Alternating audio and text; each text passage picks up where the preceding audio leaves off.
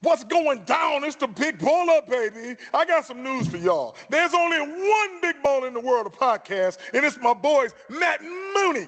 That's right. They the Triple B VIPs throwing it down every week. Food, music, sports on Subfacts.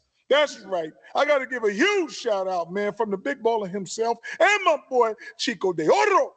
Yes, Chico de Oro. That's my boy, my friend. That's right. You know how he gets down. Big Ballers got to hang together. Big Baller brand is in the building, and you know how he gets down. Again, go check out Matt and Mooney. They doing their thing. Subfacts in the building. But Big Ballers out, baby. And holla.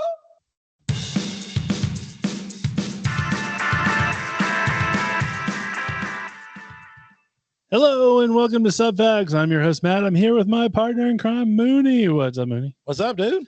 Hey, I got to give a big baller shout out to CDO. Today's his birthday. Oh, happy birthday, CDO. You know what's sad about the whole thing is like we've known each other for over 20 years. Yeah.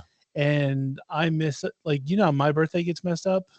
I messed his up, I think, every single year. My problem is there's, you know, my friend Gloria, her birthday's on the 18th. They're calling Gloria. Yeah, so we'll have Glow on the show pretty soon at some point. I talked about her a couple weeks ago. So Glow's birthday was on the 18th. So I'm like, happy birthday. And then my dad's birthday is on like the 21st. And so CDO, I'm sitting there going, is it the 19th or the 20th? You know, it's one of those things where I just got to kind of get it right. So anyway, happy birthday to everybody. And I have to do a belated birthday to Space Coast Bill because his birthday, I believe, was last week, and I meant to do a shout out, but didn't. Awesome. So anyway, a lot of birthdays going on, so I'm trying to cover everybody. So happy birthday, everybody. CDO, birthday today. Happy birthday. Boom. And so with that being said, we have a ton of show to do. Okay. Ton of show. And so let's just go ahead and get it started. Bacon! Oh, right into the warm-up. Ton of show. Birthday shout-out, warm-up. Yep, birthday shout-outs, and that's all we need. Hey, guys, how you doing this week? Good so All right, far. awesome. So the first question, would you rather have a lifetime supply of instant, authentic Philly cheesesteaks or authentic New York pizzas? That's pretty easy for me. Can we share? Matt is going to be the hard one here. Can we share? Like if I get an instant cheesesteak, am I allowed to pass it to a friend? Sure. Oh, done. So You're assuming I'm going to pass pizza back. is he getting one slice? Am I getting one sandwich, or are we getting You're getting, I think, getting you know, if you want the pie, you're going to get the pie. Like, it just appears in front of you. You're not going to share. I'm not getting. Well, here's the thing. I'm not going to eat a whole pie anyway. I was saying you're not going to share with your boy. I'm not. I'm not going to eat a whole pie anyway. I'm absolutely going to choose the pizza. There's 1,000,000% chance. Yeah. And here's the thing: only like maybe once or twice a week, I'm going to ask for maybe half a sandwich. Okay. I'm going to probably every day I'm going to ask for half a pizza, but I'm still going to go. I got to go try and chew. You got Geno's up on the screen. How am I going to say no? So I'm going Philly cheesesteak. I'm hoping that you'll. What if you couldn't share? Then would you go pizza? Yeah, I guess I should have put that stipulation in, but I'm not going to change it because if I couldn't share. Oops. Well, here's the thing, and you're going to get mad at me on this one. In this area, we can all agree pizza is not nearly as good as the pizza in New York, right? 1,000,000%. We can agree, but we can get close enough. Close enough. There is no place that has Philly cheesesteaks that are even remotely close to Geno's. I'll agree with that. So I have to go Geno's, even if I can't share, because then I'll get close enough pizza. I won't get as good, but I'll get close enough and I'll be okay with it. See, for me, because I didn't grow up on Philly cheesesteaks like the authentic, Geno's or Pat's or, John Throws Pork or whatever those, the best of are. Like Rubino's locally makes a really good cheesesteak, in my opinion, because it's got American cheese, which I usually go for anyway. Got to do the whiz. And, being from New York, they didn't have any whiz. So a cheesesteak was always provolone or American. Mhm. And it was, the bread and or like the onions, the mushroom. I never had mushrooms, but like how a person flavored those that would accompany the steak. Yeah. And that would win people over. Okay, fair enough. And so you could get close to that here at Rubino's, but my problem is like I can see where you're coming from. Yeah, but I would share with you. I'd give you half. Okay, we can share. But I don't eat. I'm not gonna. I would have half maybe once every 3 or 4 days. And that's why I'm willing to share, because I don't share with anybody else. I wouldn't share. Like I could not eat a whole sandwich every day. Every day would be the day that I hope that you don't ask to share. Like I'd be like, oh, damn. Yeah, but you'd only have to share half a sandwich. And you could just wish another sandwich into existence. You're gonna get half my pizza and half your sandwich. Because you're talking to the guy that like I automatically order 2 because I eat one while I'm waiting for my fries because it's 2 separate windows at Gino's. So like I eat one and then like I'm waiting for my fries. I get my fries with with cheese whiz on top of those, and then I sit down and actually eat the other one. So that's amazing. So it's just one of those. But I would be pissed having to share. So like even though I can just whoosh another one, as you say, I would still be kind of like, how long is that whoosh going to take? Is it a snap of the fingers, or do I have to wait like 15 minutes? Oh my God! Just saying, guy's hungry. And do I wait? I mean, I know we're beating it at doing thing, but do I get like my own toppings, or is it just limited to cheese? Or I think it's whatever pizza you want. Awesome. All right, good. And I'm good with that because your pizza is my pizza. We know we're both going. Yeah, we're going in the same place. All right, brother. Next question: if you could relocate to any place in the United States tomorrow, where would you go? San Diego. Any place in the United States tomorrow? San Diego. If I could afford it, San Diego. Yeah, I guess assuming you can afford it, like that's not you, there's a job waiting for you. You're moving out wherever you're going. Where would you go? Yeah, 1,000,000% there. Seafood's great. I know I could find at least one pizza place. I'm fine. They put crazy stuff like pizzas out there though in California. I know, but I mean, I'm sure I could get like some place that would have like a real sausage, or I could find a place that would do dough and I can make it at home. My problem is I have 2 favorite places in the country and they're polar opposites. So I don't really know, so it depends on the time of year when you ask me, because, one of them is Key West, like the Keys in Florida. Key West is awesome too. Nothing sucks about that place. That would be top 3 on my list. Except for like hurricanes and stuff. But when you live down there, you kind of know how to finagle that world. Yeah. So then the other one is the upstate New York, like the Adirondacks, like Lake George, Lake Placid. Oh, it's beautiful. Mountains and lakes and stuff. Yeah, it's fantastic. The weather's lakes are nice. I like lakes. The weather's good for fat people. In the summertime, it's still got a nice breeze to it. It's good for fat people. Wintertime, That's my thing. Is the winter is way too cold. Yeah. And San Diego, most of the year is fat guy friendly. Which, by the way, did you notice both of mine are East Coast? So I don't have to deal with anything. Like, I'm an East Coast guy.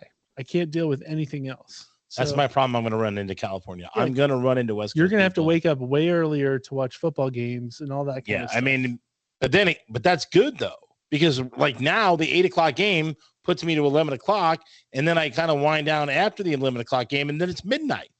Now it's going to be 5 o'clock. It rolls to 8, and now I'm like, I can go to bed at 10 or 11, or I can watch movies or something. Yeah, but what if it's on while you're working? Like, what if it's like, and you don't DVR anything? So what if Thursday night game comes on, but it comes on at 5 o'clock? Like you said, you're getting up earlier. You're doing work on that coast. You're probably catering to the East Coast. So I'd be fine. That's just why I stick in the East Coast. That's how I just hate snow.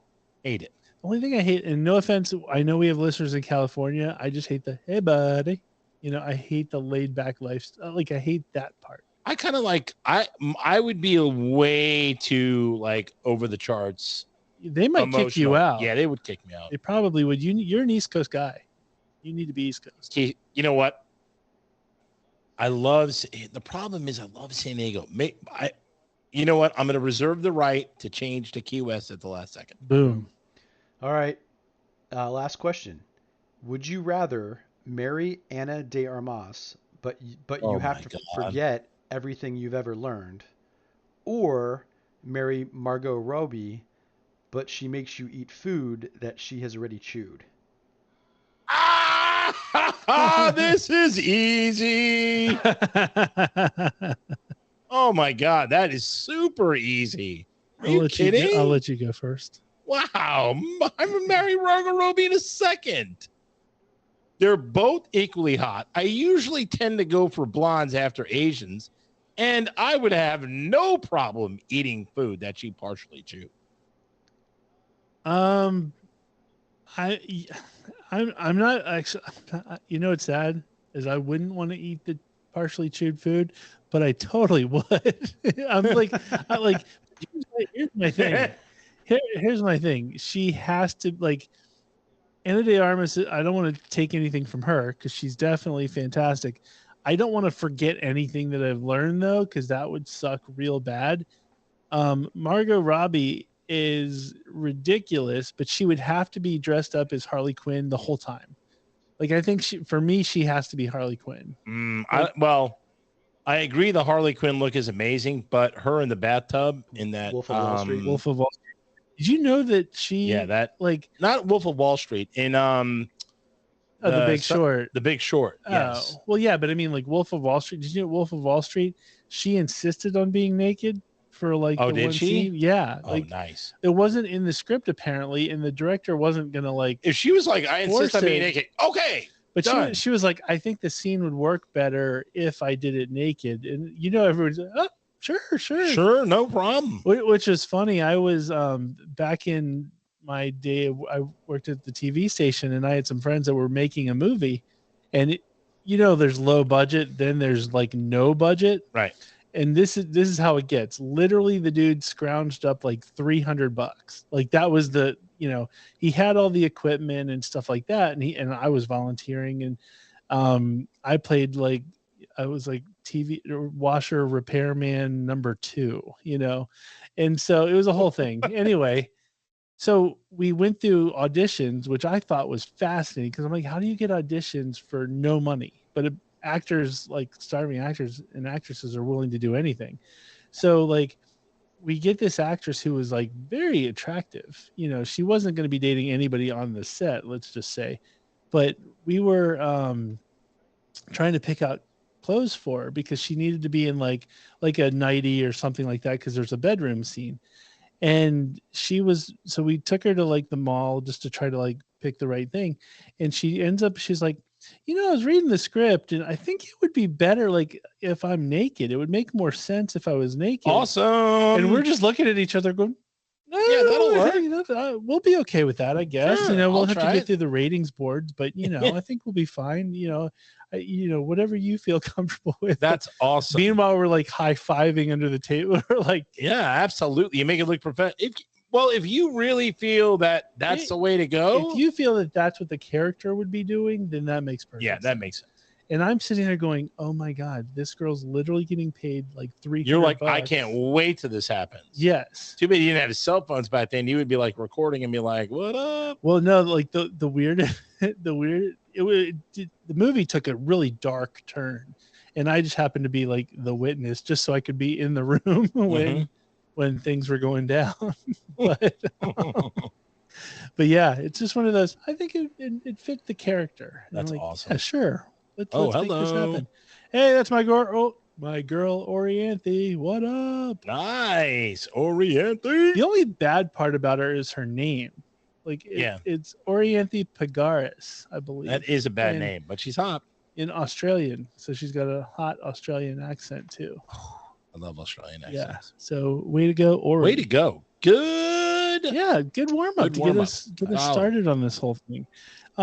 So I'm gonna kind of switch up things a little bit. So Halloween is next week. Yep.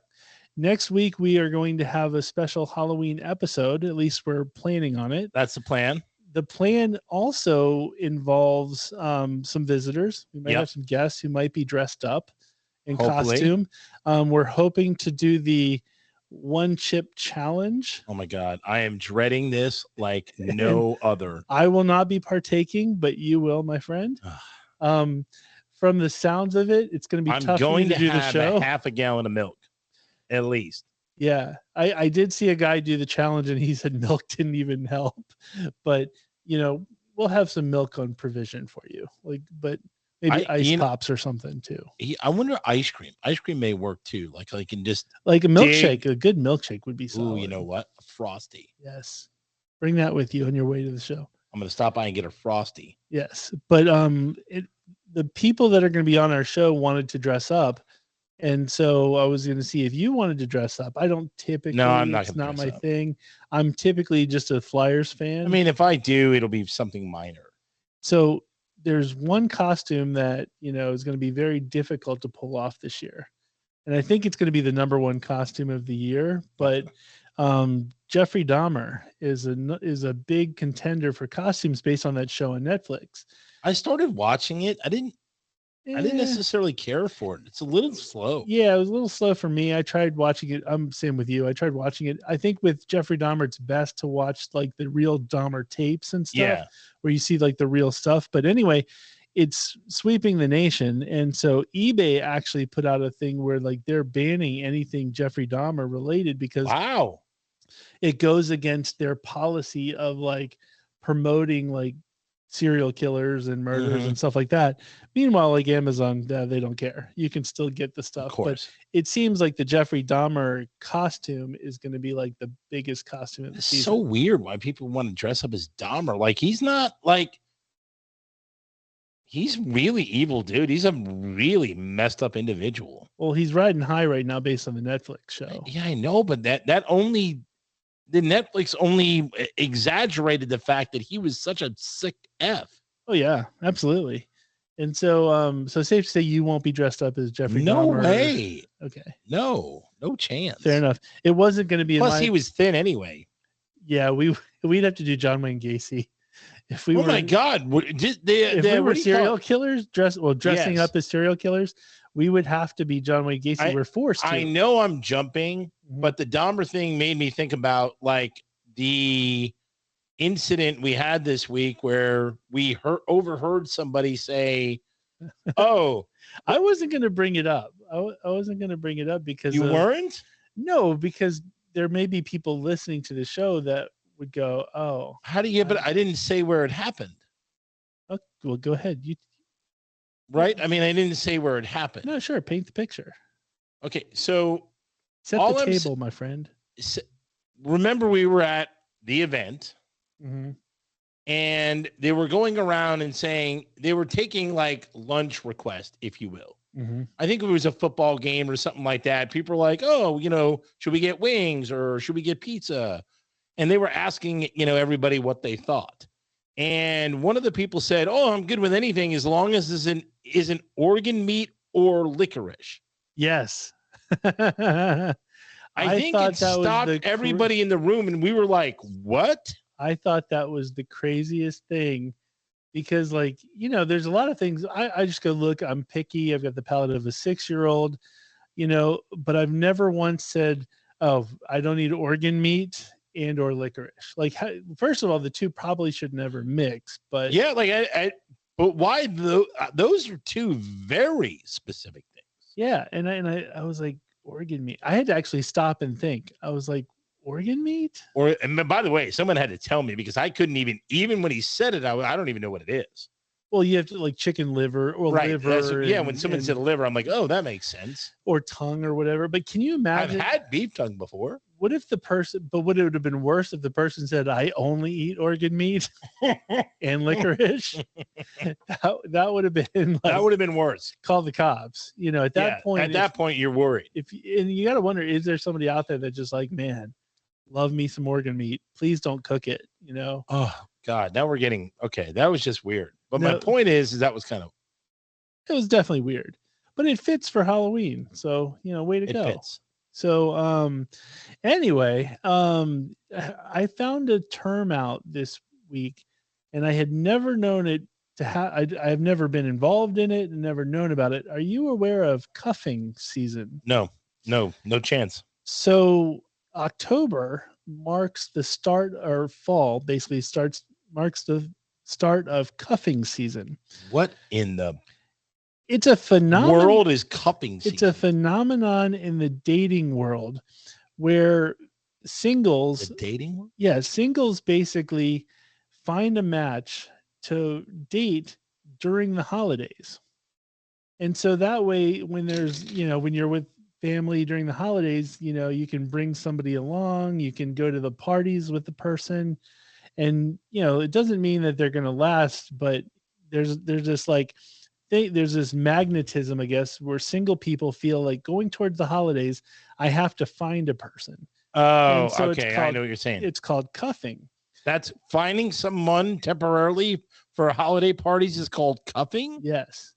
And so random. I don't think anybody goes into it going, I want it to only be temporary, but I think it typically is. Right, of course. Because you're really just trying to get somebody through parties and stuff like that. I mean, what if you, let's go back to our college or like out of college days when we first got down here. Hey guys, you want to go out cuffing tonight? Yeah, I don't think a guy is necessarily, hey, let's cuff, but I mean, I think I know you're saying guys, but I'm saying cuff hunting.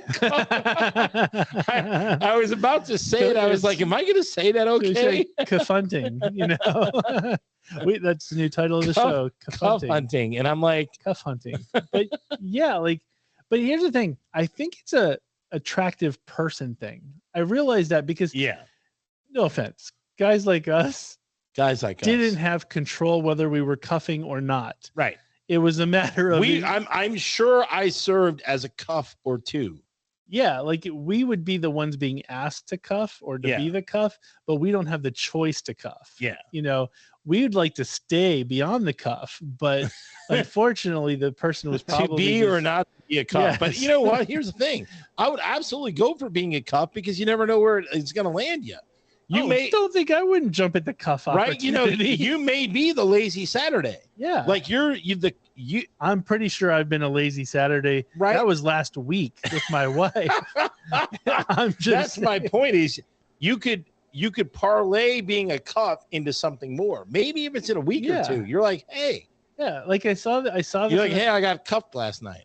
I saw this on a show, like a news show, and it was just attractive people with attractive people, and like she's wearing a snow hat and all this kind of stuff. And I'm like, those are the cuffers. Those are the people cuffing. I'm like, I've never been a part. Like, once again, I'm never going to have the choice to cuff. It'll be. Yeah, but you've been cuffed. Yeah, possibly.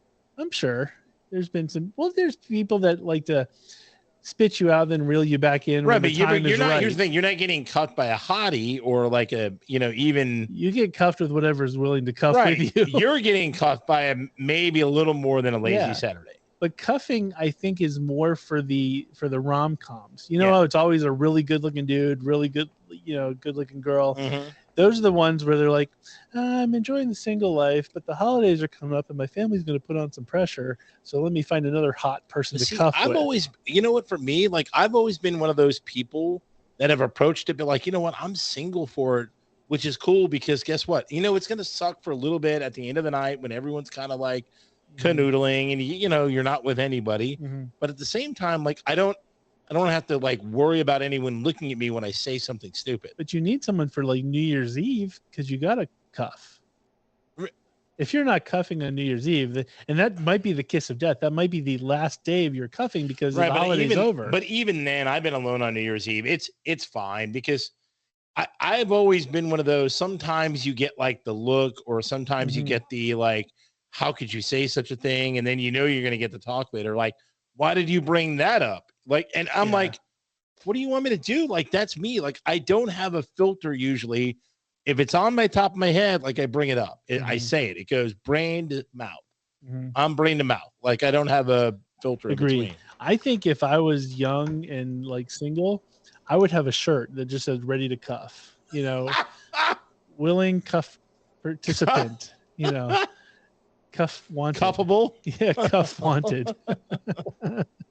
And so I just find it fascinating. And you think about it too, from the family's perspective, the family has to know, like, you're going to meet this person, you have them over for Thanksgiving, you'll never see them again because they were just there to be cuffed. That's and here to be cuffed.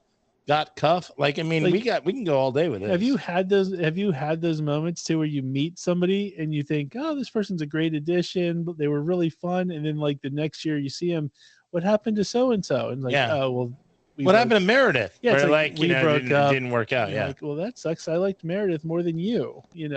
Oh, many times I like the person the family member brings way better than the actual family member. Agreed. And then it's like, what happened? That was a good one. I'm with you. So cuffing can go wrong. Did BK ever cuff at like holidays? Oh, I'm sure. BK, he should be here, but I think cuffing might be his middle name. No, actually, the greatest cuff though, I had CDO and I had a roommate. I think I mentioned this on the show, but he did the opposite. He would actually date a girl up until either her birthday you told us or holiday season and then or dump holidays because he would dump them so he didn't have to buy him gifts. Yeah. It was like the opposite of the cuff. No, BK totally did all that stuff. Of course he did. Before it was even a name, Yeah, he invented it. Yeah. Like, he didn't even know they had to think of a name because he did it so much. Yeah, it was almost like, Thanksgiving would come and which one are you again? That kind of thing. So, he's going to call me and give me crap about it. It's like, it didn't really happen. Dude, you have to sew me up, man. Yeah. So, sorry, BK. Love you. Yeah, I didn't bring it up. Brian did. Way to go, Brian. But like I said, you can do the opposite of cuffing. So anyway, that's a big thing for me. That was awesome. I love excited about cuffing. Oh, you get another one. Big day for you, sir. Why? Have you ever heard of May Wong? I would love to know her if she's hot. She sounds hot because she's Asian. Yes. So May Wong is the I absolutely know her. May Wong is trust me. My brain has thought about things with her many of times. May Wong is the Pitch Perfect. No. Right? That's a Pitch Perfect chick, she was from the 1920s, May Wong. Oh, I thought she looks like the Pitch Perfect chick. Yeah, she does. She does look like her, but no. So May Wong is actually going to be the first Asian woman to be on U.S. currency. What? So it got announced this week that she was a silent film actress. Oh my God, I want that currency immediately. She'll be on. There's a set of quarters that's coming out that feature women who have done great things in their field. May Wong is on a quarter. And so I don't want that quarter immediately. It's gonna be a lucky quarter. You're definitely gonna need some Wongs, dude. I'm gonna take a bunch of quarters. I'm gonna bring it to Vegas. I'm gonna see which one's lucky. May Wong quarters. You're gonna give up a Wong? No, I'm not going to. No, I'm not holding on. It's in my pocket as a good luck charm. Yeah, absolutely. I totally want a Wong now. Or I'm going to play poker and I'm going to have like a little Wong chip on my cards. Mm-hmm. They're like, "What's that?" Oh, that's my lucky Wong. Yes, I totally want a Wong. Like, I don't care about the other. Like, I didn't even pay attention to who the other ladies are. I'm sure they're great. But I was like, nope, I need a Wong. Yeah, you absolutely need a Wong. Like, I want one of those, like, those flip books, like the folders where you get to put the quarters of the different states. I want to collect Wongs. That's awesome. That would be so great because they're going to. I just need one more Wong. I don't know how many. How can I have two Wongs? Two Wongs don't make it right. Exactly. You can go all night, but no, I don't think the Wongs are going to be out for a long time. I think it's a specific. You're gonna kill me here. I think it's a specific time frame. Are going to be out for long. I think it's a specific time frame. So I'm going to be on a search for Wongs. Wongs don't last that long. So I'm going to be on a hunt for Wongs. Sounds like a personal problem. I'm going to be on a hunt for Wongs because typically I don't get change. I don't Wong hunting. Yeah, I don't like change. And I'm gonna go, hey, something's wrong. This is too funny. I need at least two Wongs. This is so unplanned funny. This is the best. And actually, Brian, can you find this out? Like, we have 90 show titles and it's 5 minutes in. Where do you get new currency? That's what I don't understand. How it like bank or... I know but I know like the Franklin Mint and stuff, but like I don't think I don't know how you get like if I wanted to go buy a Wong right now. Like you would go into a bank, like, can I get a Wong, please? I guess that's how it works. Like I know I could go to the Franklin Mint or whatever in Philadelphia and be like, hey, knocking on the doors, hey, can I get a Wong? Oh my God, imagine they're giving you quarters. You're like, this is the Wong quarter. They're like what's wrong with it? Like, no, I want the Wong. My quarter is Wong. Anyway, so I know I put you in a wild goose chase. I think the Mint is the best place to go. Okay. I'll just drive to the Mint then. There you go. Philadelphia will pick up a cheesesteak. Nice. But then again, there's different mints in the country, and I don't know what each one does a different thing. So we got to find out what the Philly mint does. Philly does the Wong. Yep. And so, but if anybody finds a Wong, send it in, and I will give them a Subfacts T-shirt. Yep. Awesome. T-shirts for Wongs. So they're not going to be released. So till it looks like towards the end of 2022. Because they're going to release them in order, and she's the last one for 2022, and then there's a whole bunch for 2023. Oh, she's bringing up the rear. Oh, love me some Wong.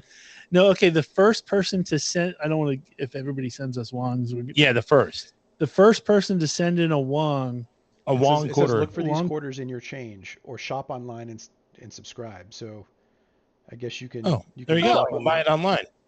I'm gonna go to eBay. We'll get rid of that free T-shirt plan. Free T-shirt. Yeah, you can buy $25 worth of Wong quarters. Oh, let's get 25 of Wongs. Mm-hmm. I'm in. Order it. I'll Venmo you money. Brian, make it happen now. Actually, hold on to that. We'll get that. We'll do that later after the show. Okay. We're high on Wong right now. On Wong. And so, so kudos to Anna May Wong, the first Asian female to be on Currency.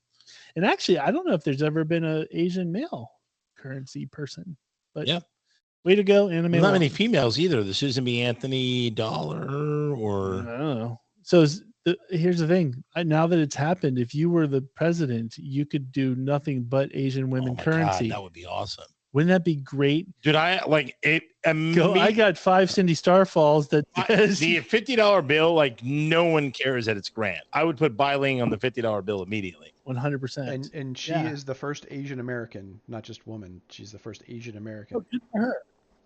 Cindy's gonna get the $100 bill. I mean, you have to. Yeah. Or the single. The single with Cindy. I'm not getting rid of Abe. So on the single? No, on the $5 bill. No. I mean, like if you put Cindy on the $1 bill, right? Because you're going to be like making it rain. Actually, no. Yeah. I may put Cindy on the $1 bill. Good call. But I may switch Lincoln to the 50. Gemma Chan should be the 100. No. Gemma gets like maybe the 5 or the 10 or the 20, because Ronnie should get the 100. Good point. For the record, I think Margaret Cho should get the 2. There you go. Awesome. And that would be like, I would put Ronnie on the 100, and then I would put, maybe Lincoln on the 50. So you're and then keeping some actual presidents. Right. On the 2 most important bills, and then, yeah.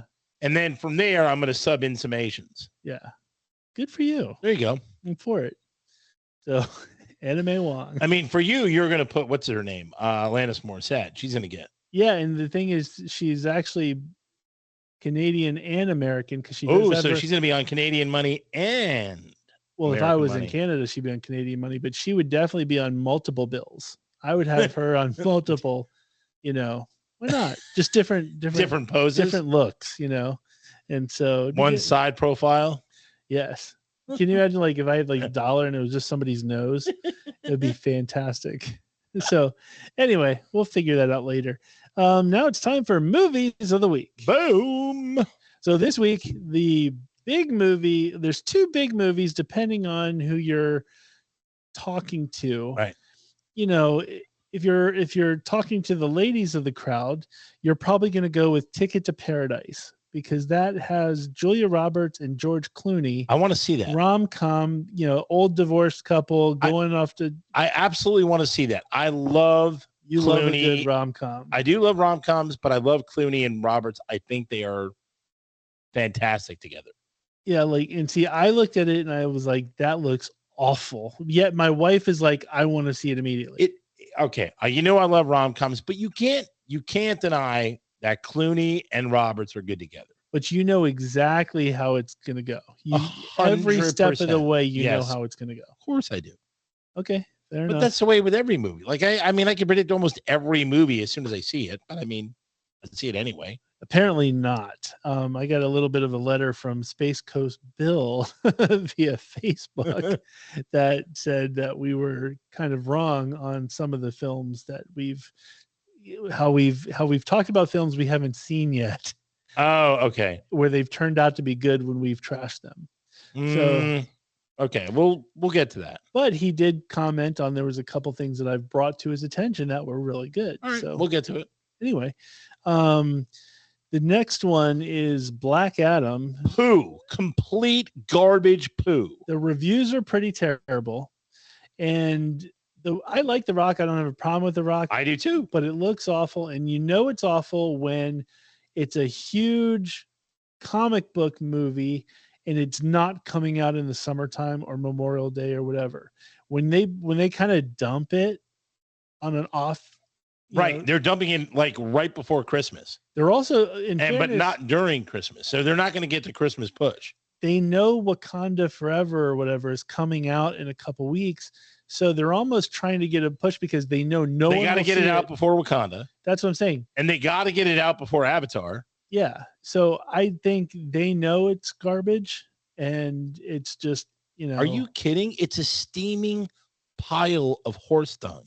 It looks awful. So yeah, that's going to be. There's no way it's good. There's no way it's good. Space Coast, go see it, and if it's good, he'll probably give some sort of very unbiased, very straightforward review of the movie. But here's the thing: compare it to the superhero movies, it's going to smell like complete garbage face. Yeah, I think it's going to be pretty bad. Because quite frankly, the previews just. There's nothing. I haven't watched a single preview and was like, whoa, I have to see that. Yeah. So the one that I'm really looking forward to is a movie called The Banshees of Inisherin, which I'm never going to say it right. It's a little place in Ireland, apparently. It stars Brendan Gleeson and Colin Farrell. And so it's the same boy. I know. It's the same guy who did In Bruges, which I love. Awful. I loved it. And it's terrible movie. Obviously the same people from In Bruges, but the storyline is actually kind of funny. It's about a guy, like two guys, they're like best friends. They've been best friends like their whole lives. All of a sudden, one guy is just like, I don't want to be your friend anymore. Like I want to shut you out. Done. And he doesn't give Colin Farrell's the guy who gets shut out. Right. He doesn't give Colin Farrell any kind of clue as to what or reason as to why he just doesn't. He just wakes up one day and is like, nope, I don't want to be friends with you anymore. Yada, yada, yada. And so then they try to figure it out. But I think it's kind of fascinating that like, it would kind of suck if like you and I are doing this show and like you just one day just wake up and you go, F you, I'm out. Boom. Yeah, that's kind of weird. And he even gets to a point, and I saw this in the commercial, where Brendan Gleeson's like, don't go near me, don't call me, don't talk to me. If you come near me, I will cut one of my fingers off. Like he's literally like, I will chop one of my own fingers off so you don't come to me. Because like you don't want the guy to cut his finger off. So it's like, okay, it's really weird. Jesus. So yeah, extreme. But it's supposed to be really good. Colin Farrell, some of the reviews I've read are saying that he could potentially win like an Oscar for this. So wow. I loved In Bruges. So I didn't. I think I'm gonna love it. Brian, In Bruges? Yeah, I liked it. I thought it was a great movie. It's been a while since I've seen it. I need to watch it again. But I did enjoy it when I saw it. I didn't like it when I saw it though. So another movie, it actually came out, I think, last week. I didn't mention it because the previews looked very low budget. My son actually came to me and he was like, I need to see Terrifier 2. What is and Terrifier 2? I was like, did you see Terrifier 1? And he said, no, but I need to see Terrifier 2. How do you see 2 without 1? I don't know. So you can't do that. It's not. So it makes no sense. So I looked it up. I'm not gonna lie. I think it actually looks kind of cool. Like apparently really, really gory to a point where people are fainting and puking and everything in the movie theater. I don't know if I buy that. Number two, I saw a preview. I don't know any movie theater playing this. It's actually playing at the Alamo. Is it really? Yeah, you can see it tonight at 9:45. So apparently it's extremely gory. And the interesting thing about it, it came out last week, $250,000 budget, made $1 million in the first week. All right. Apparently Chris Jericho from WWE fame is in it. And so, like I said, the trailer makes it look a little bit low budget, but I'm not going to lie. It's a clown that is if it's at the Alamo, then I may be coerced into going. So it's a clown basically that gets possessed, I guess, by some kind of demon spirits or whatever, and then he basically stalks these like kids and kills them on Halloween, a matter of fact. So, hey, I love gory killing movies. That's what I'm saying. Brian's showing some clips that look here's the thing. I'm not posting this on showing this to the public. Okay. This is just for you. I can't do a movie where there's gory kills. I just can't. Yeah, and what Brian's putting up on the screen looks pretty. Yeah, I'm like there's torture involved and all kinds of stuff. So I love it. Yeah, so we might have to go see the Terrifier 2. Nice. And if it's really good, check out Terrifier 1. Yeah, you know what? They should have had a double feature. They should have brought Terrifier 1 back. You can see both for the same price. Good point. So the other thing that came out this week movie-wise is 2 trailers came out that look interesting. The first one is Creed 3. The trailer came out. As we've talked on the show many times. The one that Stallone's not in. Oh, you mean Rocky 5? Yes, it seems to be. Or Rocky 3. It seems to be, I guess, an amalgamation, or is it amalgamation? Yeah, that's Rocky 3 and Rocky 5. Yeah, combo platter. So Apollo Creed's son, Adonis, basically lives in California. Yeah. And newfound wealth, wearing expensive clothing. Yeah, like life's been good to him since he's been winning. We've seen this before. And then his good friend who took the rep for him in this, criminal case goes to prison for 18 years and comes back ready to like learn how to fight. Adonis takes him under his wings, and then all of a sudden the guy he's a turncoat. He's a turncoat. They fight each other. I think we saw this in Rocky like I said, combo between Rocky 3 and Rocky 5. Yeah. It might as well be Tommy Gunn. Here's the thing. All he did was mix up the story a little bit. Way to go, Michael B. Jordan. Way to be original. Way to not put Stallone in the movie. You know what? I may want to see it because it looks pretty good, but I'm really pissed off at him. I agree. As much as I don't want to see it because Stallone's not in it, the trailer has me. I'm sitting there going, I need to see this. The guy who plays Drago's son, who was in the second one, is also in it. I have a feeling a little bit of Rocky 4. I'm pretty sure Rocky 3. That's where I think they're going to be running up and down the training. Beach. He does training, but I'm saying a Rocky 4 with the Russians. So I mean, sure, it's going to be basically Michael B. Jordan's first time directing and all that and writing it. He didn't need to write anything because he had a whole bunch of storylines to choose from. And that seems to be what he did. He had everything. I'm going to watch it though. I'm going to watch it. I just wish he wouldn't have wrote off Stallone. Stupid. I think he had to because he went to California, and Stallone has a restaurant in Philly. He's not ever going to leave Philly. So unless they Skype him in for a quick cameo, there's almost not a reason to put him in there. You know what I mean? Like, why? He can't, Subfacts Genius already right here. Watch. Mm-hmm. You're going to be amazed. Subfacts Genius at work on the fly. What if he takes the guy that took the rap for him, says, hey, I want to bring you to Philly for a week, and I want you to meet Rocky Balboa, and he's going to show you some things too. No, that would be great.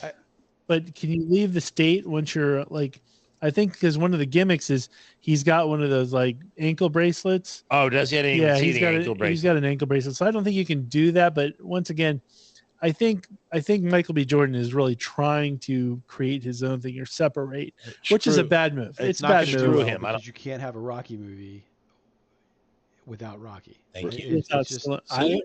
See, voice of reason. I'm not He's saying more voice of reason than you. I'm only saying I'm going to see it. I'm not saying I just said he didn't do the right thing by not having Stallone in it. Wow. I'm just trying to say Just why he Stallone may isn't not. in it. I don't even want to see it. Like I don't even care.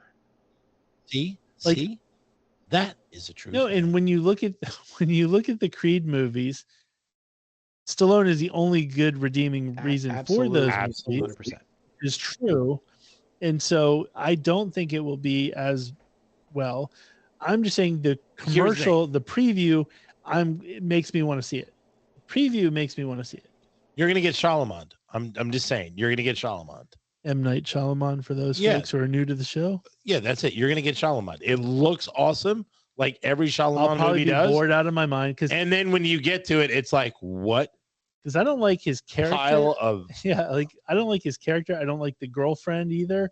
So I hate the girlfriend. they're the slowest parts of the Creed movies. Yeah, and I so, hate the girlfriend. The girlfriend just annoys me to no end. Yeah, I find her to be very annoying too. But yet I'm going to watch it.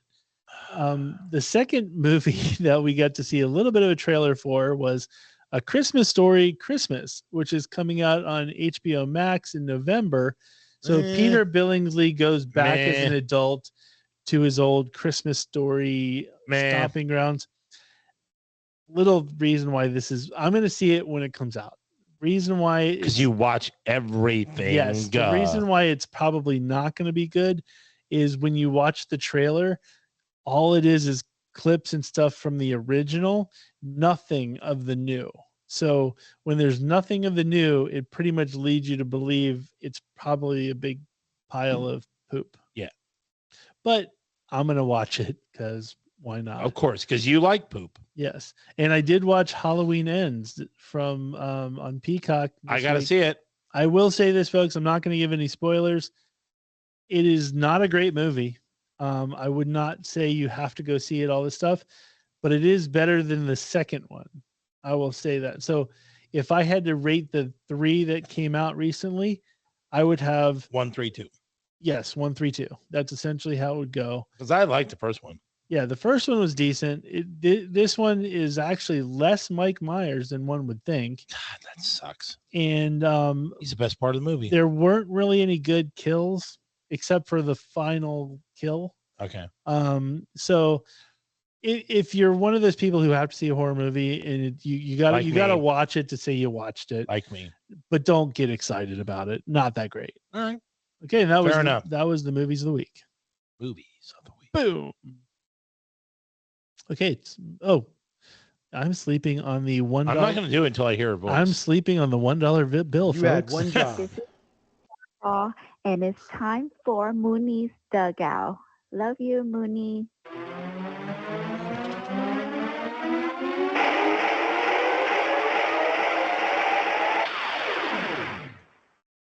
Boom. Boom. All right. I don't know what order to go, so I'm just going to kind of like mix it up here. Mm-hmm. Let's start off with a little, last week I did some World Series facts, but a first ever in playoff or Major League Baseball playoff history is happening. This series going on right now between the Phillies and the Padres. Mm-hmm. The Nola brothers, Austin Nola and Aaron Nola, are facing off against each other. Awesome. Aaron Nola is a pitcher for the Philadelphia Phillies. Austin Nola is a catcher for the San Diego Padres. Mm-hmm. And so it's going to be pitcher versus batter at least 2 or 3, 4 or 5 times throughout the series. Do you think one's going to like kind of give one a little bit of a relief? I don't know, man. I mean, if it was you, here's the thing. If it was Kyle pitching to you, he would throw you everything, strike you out, and been like, dude, why'd you even step on my plate? But if it was you and your brother, you guys would be like, oh, no, after you. Yeah. After you. Yeah. Like I would throw a meatball and then he would purposely miss it. Yeah. Like we would just be the complete opposite. Yeah. Because BK would try to like embarrass me. Like he would hit you. Yeah. Like he would. This guy threw his own son in a fire. He would then run over and like give me a wedgie too. Right. It'd be something crazy. But And like I said, he probably would hit me. With Yeah, the like ball. he would hit you, come over. You really want to take the base on that UP word, right? You know? Yeah. But like I said, your brother would, hey, no, after you. Yeah. You. No, let's after you. So yeah, it'll be interesting to see how that plays out. Second, the NBA is kicked off. So now we have all 4 sports playing at the same time. Awesome. Perfect time of year. Love Except this for time my of year. Celtics, though, like they look good, but I don't know if they're going to be great. No, Celtics are going to be good. They're going to have a little growing pains with their coach, yeah. But here's the thing: they're going to be a playoff team and probably a high seed. The East isn't that great. They look good from what I've seen. I've seen a couple games and they look pretty good. I mean, they're going to be right there with Miami Heat, Milwaukee Bucks. But like I was convinced after last year that this year was going to be their year, but with the coach issues, that coach issue going to be tough. Here's the thing: you still have Brad Stevens on that organization, and he's a mega pimp. Boom. Like he is a huge, big pimp when it comes to basketball. And how about my Flyers? I said last 3-0, right? No, they lost last night to Florida. 3-1. But they beat Tampa. Who knew? Nice. That's a good win. Yeah. So trust me, they're going to suck for the rest of the season. But So it brings me to ESPN released an article, I think this morning, top 50 NHL players. Awesome. And it has only players. What? Current players. Current players. Okay. Sorry. Thank you for the clarification. Yes. Top 50 current NHL players. There are no Philadelphia Flyers. No Flyers. One Islander, Matthew Barzal, who I don't even think deserves to be on the list. Yeah. He's a little wuss bag, and all he does is, he's awesome with the puck. He can skate around all day long. He can avoid defenders, whatever, but he never mixes it up in front of the goal. I hate that. I like guys who mix it up, elbow, give a little shove, and put the little garbage in front of the net in the goal. And he doesn't do it. I wonder if Jacob Brana is on the list. I didn't see that. Because he probably is. He had to leave the team today, I think it was. He plays for Detroit, and he used to play I'm almost sure he's on the list. He used to play for the Caps, but he plays for Detroit, and he had to go. I think he's got mental, I don't know if it's mental health or abuse. Oh. He had to go into the like Players Partnership Association type of thing. Yeah, no, he probably made the list. He needed to leave, let's just say. I'll give you the top 5. Just to clarify, Alex Ovechkin did make number 18 to give some credit to Brian. I know he's a Capitals fan, so he did make number 18. Okay. Your top 5 are Nikita Kucherov of the Tampa Bay Lightning, who you just lost. You beat. We just beat. You just beat. Nathan McKinnon with the Colorado Avalanche. Yep, he's a beast. I don't like him because he plays for the Avalanche. Austin Matthews, Toronto Maple Leafs. That's not a surprise at all. Not a surprise, but interesting. It's kind of funny how they have like a lot of good players, but yet they don't ever do anything. They like crumble.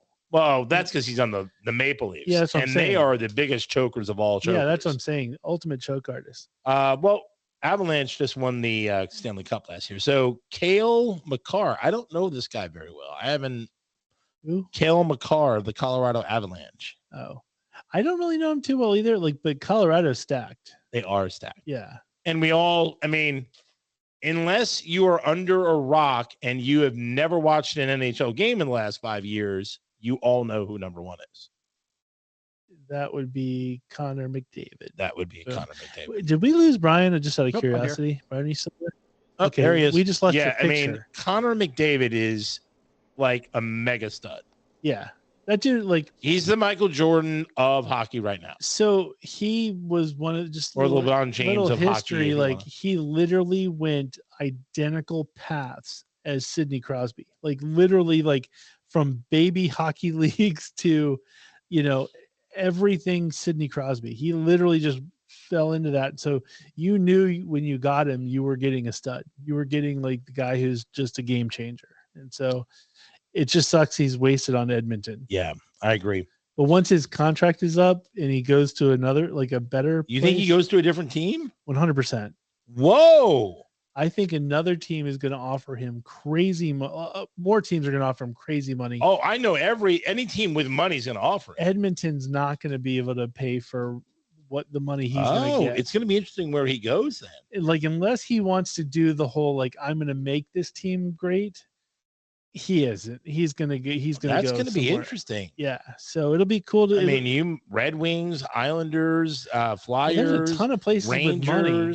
We'll find a way to screw it up. So he's not going to ever go to the Flyers because they Tampa won't have Bay. a way to come up with money. But yeah, the Rangers always have money. Yeah, Rangers have Boston tons of money. Always has money. The Islanders have a ton of money now. Yeah. So there's going to be teams out there. There's going to be a lot of teams out there fighting for him. I don't think he's going to stay at Edmonton. Oh, we'll see. Okay. This just broke today, folks, or maybe yesterday. I think it just broke today, though. Elijah Moore, who's a New York Jets wide receiver. We met him. Has requested a trade. What? So, you got your Jets I know. signed by him. I'm really annoyed. So, to go back to Monday, the Jets beat the Packers on Sunday. It was a big surprise win, 3 wins in a row. Our a-hole MF beat writer, Rich Cimini, who works for the Daily News, basically, he does a little sum up of the victory, and he does a tweet, and he writes, he goes, Jets are 3-0. Jets are 4-2. But the biggest surprise of the day is not one single target for Elijah Moore. I'm like, you didn't talk about how good the defense was, how the offense played. All you say is no targets for Elijah Moore. That's your sum up, jerk face. And Elijah Moore responds, and he's like, yeah, I thought so too. It was like, I was really surprised, but I'm going to shut my mouth. I'm like, well, you didn't shut your mouth because you responded. You responded. But also, last I recall, it's a team. And he's playing for a team, and he got late. And so he's expected to catch the ball when thrown to him. Exactly. Or be a decoy. So just do your job. And guess what? You know how many? Okay, I'm going to give you one guess of how many completed passes went to wide receivers. Completed passes. Is it like 6? 3. Yeah. Okay. 3. Yeah. You were not one of 3 catches to wide receivers, and you're complaining. The other thing too is, like, he doesn't not get paid, right? Like, if he doesn't catch anything, he still gets paid. Doesn't impact his pay whatsoever. Absolutely not. But if his team goes to the Super Bowl, he probably gets a bonus. He gets a bonus, and you get a bonus for playoff game. And guess what? Even if you don't play a lot, wide receivers not used on playoff teams are typically targeted and going, hey, you're not used over there. Why don't you come over here? Yeah. He could. I mean, it's common these days for some players to have, like, performance bonuses, like, so many catches, so many yards. True, you're right. So many touchdowns. That's a good point. I guess the overall point, though, is he's really just stating that he's not a team player. Well, yeah. I mean, it's about him, right? Yeah. But, we'll trade the Ravens will trade you Deshaun Jackson, and we'll take Elijah Moore, and we'll be good, right? Hey, man, I don't want another wide receiver. I mean, I would take one of your linemen. Yeah. So the crazy thing is like Tuesday, Robert Saleh, the coach, he came out and it was like, hey, I talked to Elijah, everything's good. We had it out, we have an understanding. And then, like, today's like, now I want to be traded. Yeah. Like, dude, why are you going? You're 4-2. You're part of a team that's winning, and now you're going to pollute the air and, like, take the sails out because you want to get more passes thrown your way. It's like he's purposely trying to mess up your day. Like, it's sort of like you're a jerk face. I don't like you. You're a jerk face. Yeah, and you got his graph on a couple things too. And I'm sitting there going, you're a jerk face. I don't like you right now. Yep. I'm sorry. Relationship's broken right now. Uh-oh. Sorry, Elijah Moore. You just lost the money. And I'm sitting there going, now I'm not going to buy your jersey. I won't buy your jersey if you're going to act like that. No, as you shouldn't. All right. That was the sports. Awesome. Way to go. Okay. We're going to segue into sports. So on the TV segment, I just want to call out, there's a show or documentary on Netflix called 36 at the Garden. And it basically is dealing about Jeremy Lin and Linsanity. It's Netflix? Yeah. You sure? No, it could be HBO. It's HBO. Oh, HBO. I'm sorry. Because I tried looking for it the other day. Yeah. And I couldn't find it. Oh, then it's on HBO. Ryan's looking it up for sure, but it was really good. I didn't know, like, I didn't watch basketball too much when the whole thing was going on, and so it's one of those things where for me, I got to watch it, and it got to show, like, Jeremy Lin, like what he pulled off. HBO is 38 at the Garden. 38 at the Garden. Sorry, I took 2 from you.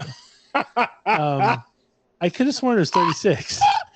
Sorry, I took 2 from you. He missed that one shot. They counted it though.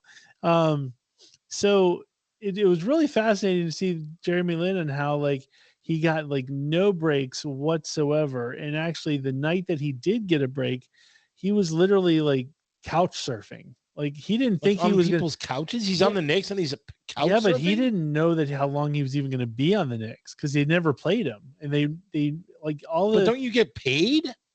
You get paid, but once again, you're getting like league minimum. He didn't get it, which is more than many people make. Probably is, but he didn't think he was going to stay in New York because they never played him. Like, he didn't.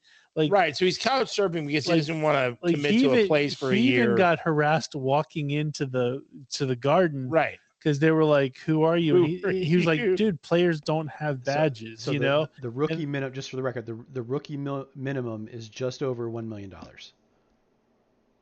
Good for him. Yeah, that's really tough to live on. All I'm saying is, when you're like an athlete, you could get a lease on a apartment or whatever. But if you don't really even know that you're going to be there for too long, you don't want to use the money committing to a place. Yeah, he was staying with family, and essentially the family had friends coming into town, so they were like, "You need to find another place." So he was sleeping on the couch of one of the other players.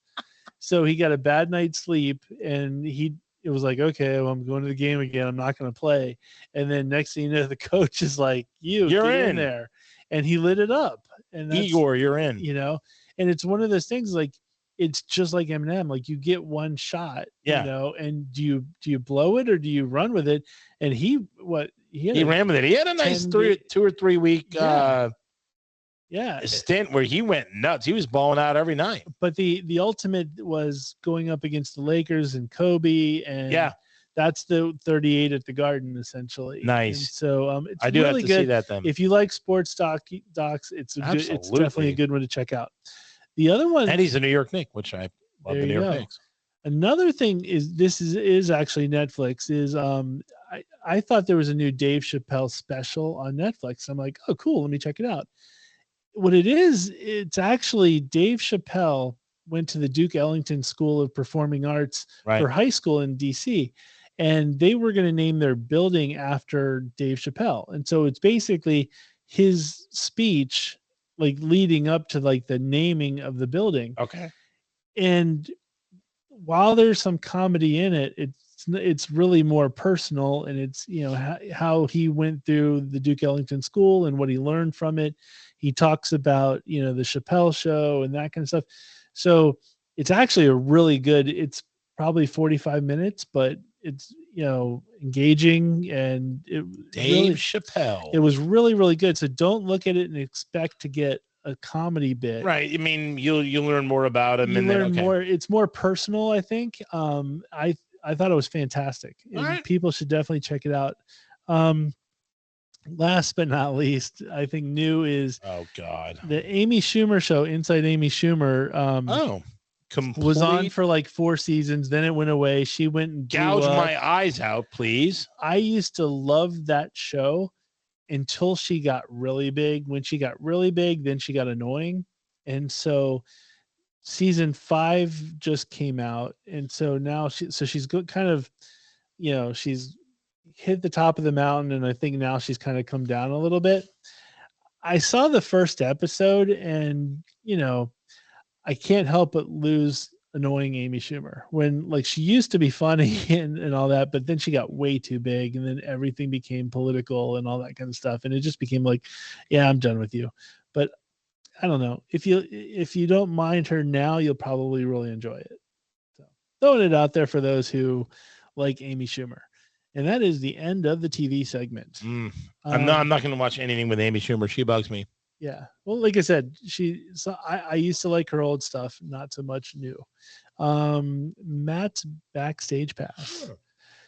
If you love perfect time for a drink. Yeah. If you love female pop music, this is your week. This is the week which makes. When do I ever like female pop music? You're the one that loves Rebecca Black.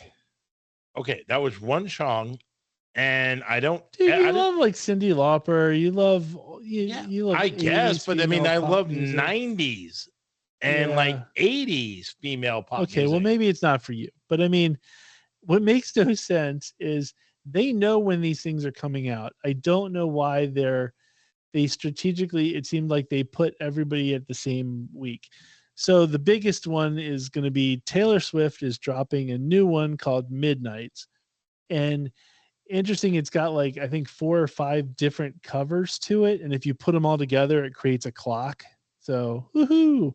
So it's Taylor Swift, who's a genius, because there's going to be some idiots out there that have to buy all versions to create the clock. Stupid. That's how she makes bank. You got to give her credit. I would do stuff like that. I'd be like, oh, you got to get all 10 versions, even though there's no change. 10 versions? No, this one, like I said, this one's, I think, like 4. Oh, maybe. Jesus. Still, that's a But still, waste. if you got to buy 4 albums to put them together to make a stupid clock, how dumb are you? But I'm not dumb at all because I'm not going to buy it. But every Swiftie out there is are they smart to begin with? They're going to be doing doing it. Can you talk about some bad music for a little bit? I'm going to go get a drink. Okay, so the next one, Carlie Rae Jepsen. Remember the Call Me Maybe girl? Call Me Maybe. Which reminded me when I was when my son was in daycare, this lady was at her wit's end. She had these 2 little annoying kids, and she was like, "Damn it, no more Call Me Maybe. No more Call Me." And she starts yelling at her kids. It's first thing in the morning because I was dropping mine off. I died laughing. Did they go and then? And they went, "Call Me Maybe." Like it was like 2 little girls. Like this, probably 2 one's 2, one's maybe 4. And the mom is just so sick of them because the whole way in the car, they're just singing it and stuff. And the mom was just at her wit's end. So this lady couldn't hate the fact that Carlie Rae Jepsen has a new album out any more than, the song is called The Loneliest Time. And every time I think of Carlie Rae Jepsen, I think of that poor mom out there. So Brian, I'm talking to you since my partner in crime loves to leave the show. It's amazing to me. He just dashes away in the middle of the show. I know, it's like it's like it's going to be a regular and we thing. got away with it because for folks, he did this all the time, but Matt would just keep talking. But now that we have video, you have evidence. Exactly. So this is what happens, folks. Brian, I'm talking to you. So then the next one coming out is Meghan Trainor has an album called Taking It Back. And I kind of like Meghan Trainor. I don't, I'm not going to buy the Taylor Swift. I'm not going to buy the all about that bass girl, right? Yes. I think I like her because she's the most flawed out of like all. She's the most like normal of the people. Isn't she like somebody's daughter? Like somebody's. No, she was like, her dad was like, I think like she's from like Maine, I think. Who's from Maine? Meghan Trainor. She's from something, but like, no, I don't think she came from like a wealthy parents necessarily. Like, I don't think she's a famous kid. But anyway, no, she's from Rhode Island. That's it. So Meghan Trainor, what I love about her is she has flaws just like regular humans, because like she was on the Tonight Show one time and basically just fell like in the middle of her song, which was hilarious because you don't ever see that. Like you don't see that stuff. Like she's done things where you just see the flaws kind of like that, like a normal human being. So I really appreciate that about Meghan Trainor. So I kind of dig her for the fact that she's like a normal person. And so Nantucket. Why did and her parents are jewelers, so and people are supposed to trust you for what you tell them. Thanks. You just walked away. You have no. So clue. what? I'm like your right, like your muse. I'm here to fact check and put the right stuff up. It's perfectly fine. Yeah, he's got to be like. So anyway, I like Meghan Trainor for that. The next up is Teagan and Sarah. Teagan and Sarah. What is Teagan and Sarah? Two sisters, and they both, I think, go the other way. They play for the other team. They're Canadian singers. They've kind of been putting out albums for years. I think they're probably 20 years in or something like that. I've never heard of them. And they've had like the indie pop albums. You know, some albums have been a little bit heavier than others. Some have been lighter. I like Teagan and Sarah, so I kind of root for them. So way to go, Teagan and Sarah. I like the name Teagan. I think like more girls should be named Teagan. I like Teagan's a solid name. It's new. It's unique. There was an adult film actress. Oh, Her name was Teagan Presley, I believe, and that was one of my faves for the 5 minutes. Teagan's a good name. Solid name. Yeah, Teagan's a solid. You're gonna put up Teagan Presley in the? No, of course I'm It's not. better than the name. I'm just showing. That's my girl. It's way better than the name Jeff. I'll tell you that. Yeah. So that's my girl Teagan. Oh, Presley. hello, Teagan Presley. Teagan Presley is my girl. Wow, she is very attractive. But when she was younger, yeah, there you go. Hello. Whoa. So I like the name Teagan. Way better than the name Jeff. Jeff. By the way, that was hilarious. Folks, I mentioned a couple weeks ago, I've been watching What We Do in the Shadows, the TV show. And that's a solid mention. I mean, if you should remind people of that one, that seems like a really good show. Oh, it's fantastic. And so I'm only a couple episodes in, and there's this one episode where the one vampire hates the name Jeff. And she goes to yell at this guy named Jeff, and she said that his name is like a weak ejaculation. And she's like, Jeff. So that is hilarity. Classic. Check it out. And then he's like, oh, that's an offensive to me, my uncle Jeff. Yeah, and my grandfather Jeff. So anyway, check it out. I think it's like the third episode of What We Do in the Shadows, but you should be watching it anyway because it's hilarious. It's hilarious. Last thing in the music part, got announced today that Motley Crue and Def Leppard, off of the stadium tour that they did this summer, have decided to do a world tour now in 2023. Whoa.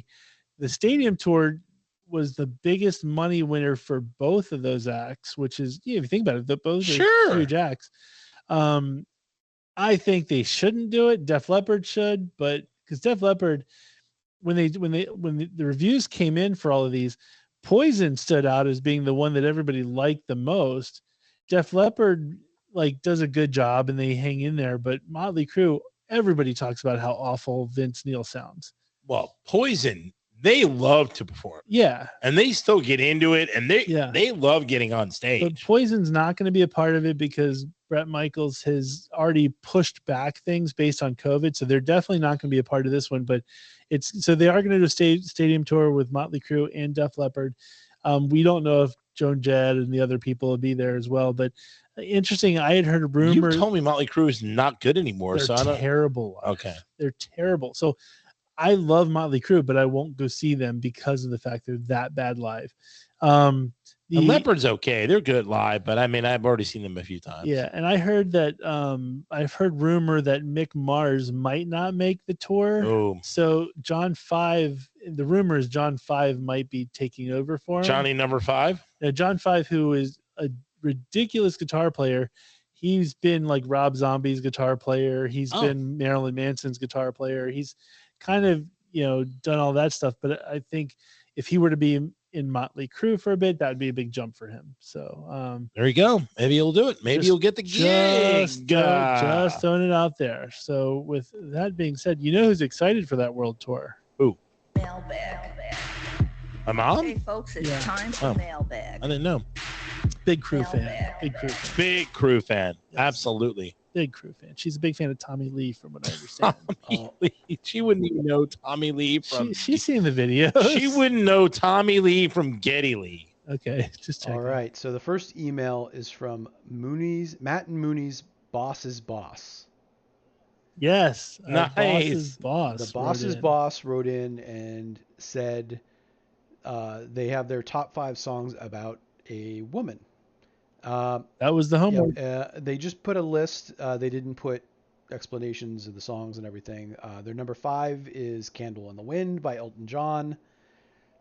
Awesome tune. I love about Marilyn Monroe. It would have been on my list, but I had a feeling somebody else would have put it in. You could have had her clarify. Go, is it the Princess Diana version, '96, or both Marilyn songs Monroe? are about women, though. Both songs are about women. Number 4 is "Christine 16" by Kiss. Nice. Boom. Christine 16's a classic. Kiss is awesome. Yeah, Kiss, you could have gone down their catalog and found different ones. They have a ton, I bet. I know they had Beth. I have one in my honorable mentions, but it actually might make the list. We'll see. The number 3 is "Waiting for a Girl Like You" by Foreigner. Yes. I've been waiting for a girl like you to come into my life. The number 2 is "Pretty Woman" by Roy Orbison. Pretty Woman. That was one of the first. Is that a song about an actual woman? I thought that was in. You're the kind of girl general. I'd like to meet. I think it was more in some general. Of the songs are more in general. They're not. I know Christine 16 isn't. "Candle in the Wind" isn't. Yeah. I think it's pretty. The other one might be general, but I did get to see Roy Orbison. It was my first concert before he died. Boom. But yeah, "Pretty Woman" might be. It could be about a specific woman he saw. It could be. I will say Roy Orbison can do no wrong. I do think it's general. I don't think it. So, I don't know that the number 1 counts. Good effort. I love the song, but I don't think it's about a woman. It's "Lola" by the Kinks. It is definitely not about a woman, but it is about a person. So "Lola" by the Kinks is definitely about them running into a transvestite. And so you could I guess you could. That's true. That's true. I didn't put it that way. Right. I mean, legally speaking, at the time, if the person though classifies themselves as a woman, even though she walks like a woman and talks like a man, she still says, "I'm a woman." Then you got to go with it. That's true. Wait, whoa! Let's reverse a little bit. Let's reverse. Yeah. How do you know she dressed like a woman? Right? We don't know. I mean, if she did, we don't know. He says walks like a woman, talks like a man for my low. No, she dressed like a woman, but talks like a man for my low. Was it not walk? You might be right. I don't think it's walk. You might be right. Yeah. I think it's dressed like a woman, but I'll never understand why she dresses like a woman but talks like a man. Yeah. Okay. It could be. I don't know. Maybe you're right. You're probably right. I actually don't know. You can look up the lyrics. Either way, I haven't listened to that song. Either way, awesome tune. I will say the live version is the only one anybody should ever listen to. Okay. Don't listen to the live version is the best. It is about a person, so technically it can count. It's what is it? Why she walks like a woman and she talks like a man. You're right. Boom. That's right. So, boom. Yeah. Why do you question me? Why do I question you? You had me doing the Jedi mind trick. Maybe I'm wrong. No. Matt. Bam. Love it. Thank you, bosses. Yes, boss. Thank boss. you. Great email. Thank you. You should write in more. Christmas bonus time coming up. The next email is from Space Coast Bill. Sweet. Space Coast Bill. And Space Coast Bill says, "What's up with that?" in the subject. What's up with that? He says, and there's a GIF in his with Kenan Thompson from doing "What's up with that" thing. What's up with that? I like that bit, but for only a minute. Yeah. I get annoyed. I have to fast forward after that. That's the one with Jason Sudeikis where he's just dancing in the background. Is that right? Maybe, but no, it's Kenan Thompson plays like a reverend. Yeah, type yeah, of, and I think, what's up with that? He's singing, and people come out and dance and stuff behind him. Famous people are. I think he might have, but he does he just interviews whoever the popular people are at the moment and calls them out. I think we're both right. Bill says, "Remember when Matt asked if it was bad that he liked a band where the guy murdered someone or something similar to that?" And it may have been about was that about Marilyn? I know what was that about? Oh yeah, it was Marilyn Manson. But then I also mentioned the band Lost Prophets. That's what it was. I think. Yeah. Lost Prophets, the guy should be put to death, but yet I do love that song. Last week, Matt went on about how much he loathes John Lennon because he's a bad father. What's up with that? You can't have it both ways. Either you divorce the person from the music or you don't. So he's not wrong on one area. He is right in calling me out. But if I recall, last week I never said anything bad about John Lennon's music. I said I hate him as a person. So, and that's allowed. Yeah, because I love the Beatles. And the majority of this, like, I do like the majority of Paul's stuff better than John's stuff, but I never said anything about his music. My problem. What's the point? Because what he's saying is he's trying to call me out because in the previous show when I had talked about bands, like if they did something terrible, and do I still like the music? And I said I would. And so last week I went on my diatribe about John Lennon, but I was talking about, I never once disparaged his music. I was basically saying, I don't like him as a person. Yeah, but you never really liked John Lennon for his music anyway. I never really known you to really like John Lennon music anyway. Well, you like the Beatles. It's John Lennon music. But I don't but outside of the Beatles, like his own I don't really like John Lennon solo stuff. Like the Beatles stuff I'll listen to every once in a while. But like John, I don't mind his solo stuff. I don't. I'll be honest with you. I like Paul's solo stuff better than John. Of course, but here's the thing. I can't say that I don't like John Lennon's music though, because then you're right for getting called out. No, I'm actually. It's the opposite. Oh, wait a minute. Yeah, you're not right for getting called out. What I'm saying is I think he's a horrible person, and that's what I called out. I think he's a terrible dad, and I don't like. But you hate John Lennon, but you like his music. Yes. Okay, got it. All right. Yeah.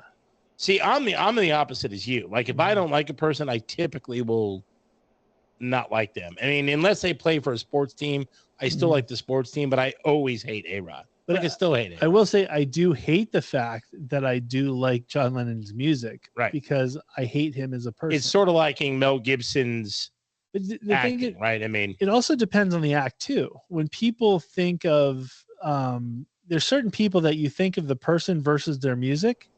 So what I'm saying is, with John Lennon, people think of the person, I think, more than they think of the music. Right. So it's it's different. But he's not wrong. I'm fine with him. Wrong. I'm fine with him calling me out. I just think there's a fine line there. Thank you, Space Ghost. Great email, as usual. Yes, nice, buddy. You didn't write in with.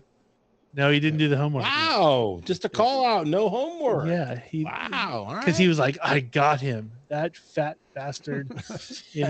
I got him in his own. Nice. All right. But do we have any other? I would argue that no. It's time for our top 5 songs written about women. Bam. And I think we should just. I like the fact that we keep just going R5, then work our way to 1, and we just. That works best. Do you want me to go first this time? I haven't gone first. There you go. What's your Johnny number 5? Brian thinks he's got a solid number 5. John 5. Here we go. Is Oh Sherry. So Oh Sherry by Steve Perry. That is a great. He wrote that song about his girlfriend at the time, Sherry Swafford, and apparently they had a really tumultuous relationship filled with drama, and hated one day they'd hate each other, one day they'd love each other, and that's what the song lyrics indicate in the song. Boom. Nice. All right. Do you want to? I'll go next. First I have to ask a question. Mm-hmm. Does Angel by Shaggy count? Just call me Angel. No, because he didn't even write that's a ripoff anyway. It's a ripoff anyway, but the original Angel in the Morning. Juice Newton. Yeah, but is that? I like that song too. It's not. I don't need to include it in my list. Yeah, I wouldn't. I'm gonna go number 5. Hang on, Sloopy by the McCoys. That's a good one. That was almost on my list. Way to go.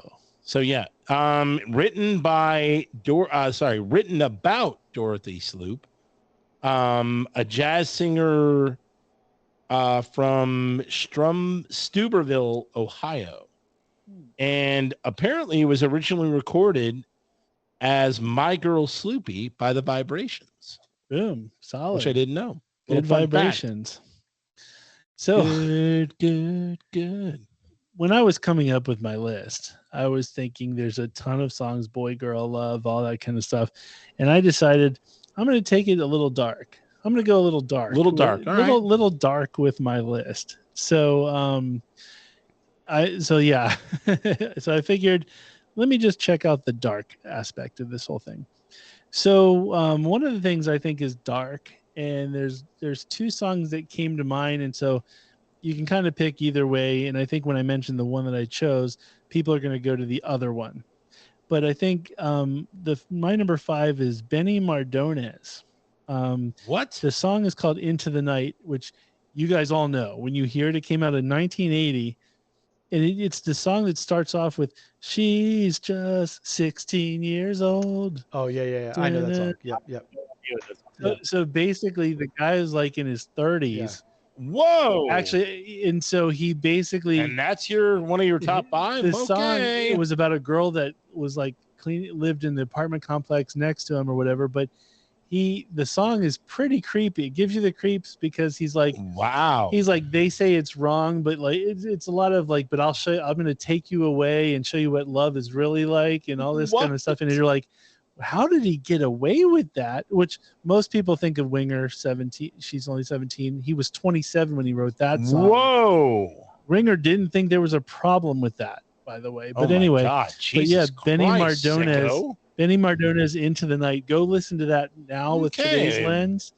Dark Turn. I hope your others on the list are not that. Oh, they get worse. This was the lightest. So my number 4 is Uptown Girl by Billy Joel. Awesome. He wrote that. He's the original Tom Brady, because he wrote that, started writing the song for his previous girlfriend Ellie McPherson. But when they broke up, he started dating Christy Brinkley, and he finished it for her. Are you sure about that, Elle McPherson? I thought it was Elle McPherson's younger, way younger than Christy Brinkley. Yeah, she is younger. Maybe I got the person wrong. It could be a different name. I think it's a different person. He also wrote another song about Christy Brinkley. Tell her about it. Yes, he did. Yeah. I may have screwed that up and put the wrong person down. Okay, because I would say Elle McPherson, the model, is definitely younger than Christy Brinkley, and it was Elle McPherson. Is it really? Wow, yeah. Billy, man, good on him, dude. He's a slayer. Yeah, good on him. Wow, number 1, Brian is right, and he basically DMF'd you, and 2, that's good on Billy. Question the date range. That's all I'm saying. Yeah, I mean, man, he went. I didn't young. say he was wrong. Though. He went young. Yeah, absolutely. Number 4, Lady in Red by Chris DeBerg. Good one. Wow. And that was about his wife, Diana. Or Diane. Sorry, Diane. I'm dancing with you. I love that cheek song. To cheek. Lady in Red's a great song. That's a great song. I can listen to that song anytime, anywhere. Okay, cool. So a little on the depressing side on mine. Oh, Jesus. My all-time favorite song by Our Lady Peace is called Thief. And it's about one of their fans who is basically a 12-year-old girl who, oh my God, who had terminal disease. All right. Okay. Getting a little better. So they basically wrote the song about her, and it gets me every time. Like, I am not an emotional person, but I listen to Thief, and it, like, anytime I'm like feeling selfish. You put Thief on one of your lists before, I think. It's my favorite Our Lady Peace song, and they're one of my favorite bands, so of course I'm going to put it on a list. But every time, like, I get into, you get those like selfish, like, oh, poor me type things. Yeah, I put that song on, and it's just like, I think you put the lyrics from Thief. That's what you did, because it was most like depressing lyrics, I think. Yeah. Yep. So Thief is on my. I had to put it on my list. Nice. All right. It is about a girl. Number 3. My Brian. number 3 is In Your Eyes by Peter Gabriel. Awesome. He wrote that song about Rosanna Arquette. But the interesting thing is, at the same time, or around the same time, Toto came out with a song called Rosanna.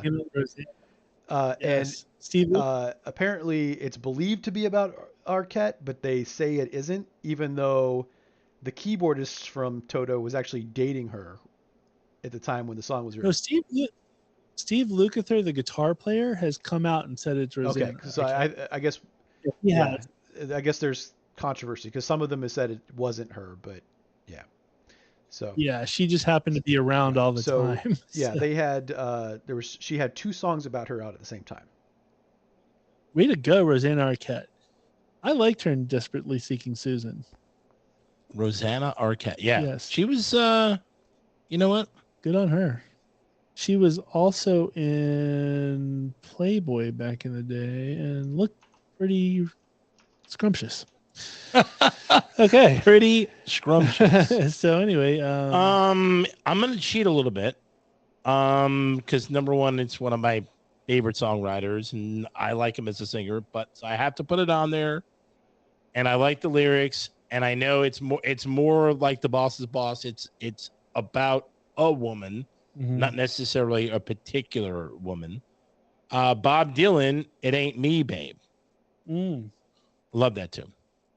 Awesome. But it's not about a particular female, but I just love the lyrics. Like, he's basically like, go away from my window. Like, he's like, I know you want a guy who wants to buy you flowers. I know you want a guy who's always going to be there for you, but like, look, that ain't me. Well, considering the fact that you typically leave through my music segments and you've established how challenged you are, I'm giving you that one. All right. I'm awesome. not even going to argue.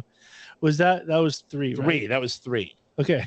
So, my third one is going to be from Kiss, Plastercaster. It's about Cynthia Plastercaster, who was a Is that a real name? No, that's not her real name, but so she was a famous groupie that back in the day would hook up with people, but then take molds of their schmeckles. I think we talked about this on the show before. We totally have. She's written a book and there's like all that stuff. But yeah, so they wrote a song called Plastercaster about her. Nice. That's a good one. Plastercaster. That is fantastic. So my number 2 is All the Small Things by Blink-182. You bastard! Wow, look at you. That's my number 2. Now is it really? Joel, do you want to talk about why it should be number 2? Go ahead. No, you do it. So please. Tom DeLonge wrote it for his girlfriend at the time, Jennifer Jenkins. Yes. He and Jenkins later married, but then they got divorced. And she really did leave him roses on the stairs, which is why he included that in there. But the other cool thing is Mark Hoppus met his wife, Sky Everly, on the shoot for the music video. So there's... you are exactly right on everything you said. But the funny thing is that she kept complaining to him.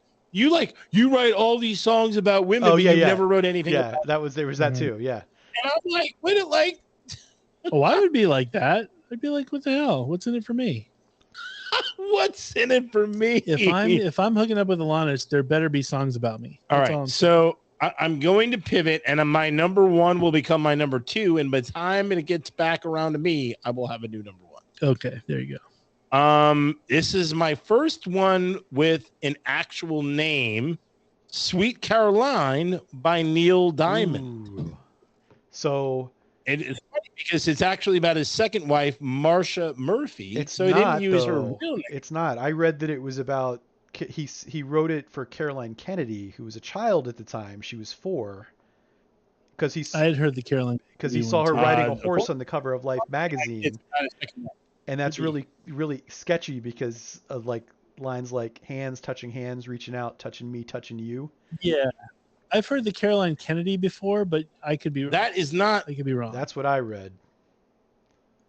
No, I mean, all right. I mean, from what I read, either way, it's about a girl. His second wife. Either way, it's about a girl. You can't and by the way, the only reason why there's a little negativity in that song is they play it at Boston. Got it right there. Boom. So you're right. You're right, Mooney. So I guess that was the myth. Oh. Or awesome. And we fell for that. But still, now I got to find a new number 1. Or it's just revisionist history, and they're trying to make the song not so creepy. So speaking of creepy, my number 2 I'm telling you, folks, it's only going to get darker from here. It's only going to get darker. It's only going to get darker. My number 2 is from a band I don't actually like, but interesting song. It might be one that there's a couple songs I do like from this band, and this is one of them. But Polly by Nirvana. Polly is basically about a 14-year-old girl who is abducted, and she actually escapes her abductor, but it's about like the torture she endured prior to escaping. Wow. So Polly from Nirvana. Where did you get these songs? You didn't know Polly? You've Polly. probably heard Polly. I had heard Polly. Yes. Or like I said, it only gets worse from here, folks. All right. Well, I'm excited to see it. My number 1 is Rocket Queen by Guns N' Roses. It was written by Barbie Von Grief, who hung out with the band in their early years. She had a band of her own called Rocket Queen. The other cool thing about that song, or interesting, funny story about that song, we've talked about this all time. I love the song too. But the other interesting story and funny story. That's your favorite Guns N' Roses song of all time? It is. It's the best song. It is so great. So really? It's amazing. The moaning in the song was actually recorded live in this recording studio when Axl hooked up with drummer Steven Adler's girlfriend. Steven Adler's and girlfriend, apparently Axl wanted the moaning to be a recording a real sex act because he thought it was edgy and cool. And she had come to the studio that night looking for, because she was pissed off at Adler, and so she quote unquote took one for the band to do the deed to piss off her boyfriend. Fantastic! That is crazy. It is the best song because it builds up, and like Axl's like voice and all towards the end is just insane. It's awesome. A great song. It's like Axl's voice. It's 100%. I'm gonna have to listen to it after the show. I don't remember 100% my favorite Guns N' Roses song. Wow. And so, all right, I have a new number 1. Good. A new number 1. Awesome. Babe by Styx. It's their only number 1 hit, and Dennis DeYoung wrote the song as a birthday present for his wife, Suzanne. Yes. And Dennis DeYoung was the one that wrote like every hit for Styx. And some reason they still kicked him out of the band. Way to go. Isn't that like, Babe, I love you? Oh, yeah. Dude, Styx, don't get me started on Styx. I'll roll Styx. They're awesome. You like Styx? I love, Styx is I love Styx. Is the name of the show Sticks and Cuffs? Yeah. No, Styx is fantastic. But for me, it's the Dennis DeYoung Styx, and so it's one of those. Is there another Styx? Well, yeah, he's been out of the band for a bit, but I mean, there's still the original Styx is Dennis DeYoung. So no, they've had a couple people switch in and out. Okay, but basically Dennis DeYoung, it's very similar to Journey. So Styx was a band before Dennis DeYoung. Oh, and same with Journey was a band before Steve Perry. They bring those guys in. Well, Steve Perry does Journey and Dennis DeYoung does Styx, and he writes the hits. But the problem is the hits were the soft ballady type of things, and the band's like, "Dude, we're a rock band," and they're like, so it's the whole battle of, do we write the songs that make you money and you can travel in private jets, or rock out in a bar? And so, they've not appreciated Dennis DeYoung, and he did get a little weird with the Mr. Roboto, and that really pissed the band off. And because it became more of a opera Broadway than the band even liked. But hey, the guy writes the hits. They made money. Because people went to see you in concert. Even look at Mr. Roboto now, and people love that song. Apparently, like I said, that is their only number 1 hit. Yeah, only number 1 hit, and they're mad at him. Oh. He's been kicked out of the band. They've reunited with him a few times, but they've always ended up kicking him out. But he's like, dude, I'm the hit maker. I love Styx though. Their greatest hits is solid. You would love it. And okay, I'm gonna answer after you say it. I did find something interesting that I didn't. And know. Before I get to my number 1, I forgot to mention Andy from Creative Underground and I are going to see Iron Maiden on Sunday. And he actually wrote in and he mentioned Charlotte the Harlot from Iron Maiden. So nice. And you're give going to hear Andy it tomorrow. his little thing. Gonna hear it Sunday. Sunday, sorry. So my number one is God. I love the whole album. And Andy and I were actually talking about it because I think it's his all-time favorite album.